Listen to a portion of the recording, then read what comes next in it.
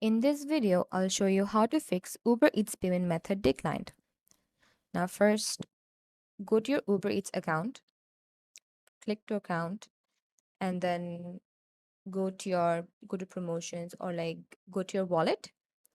Now if now here my payment method isn't added, but if your one is added, first click on that, remove it, and then add again.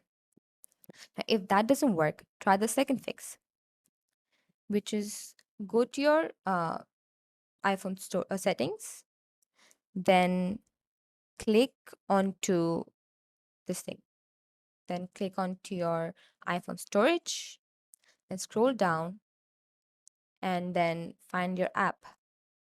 Now, Uber Eats, click on that and simply just offload the app. Now, this won't delete your data or log you out, it will simply refresh the app files.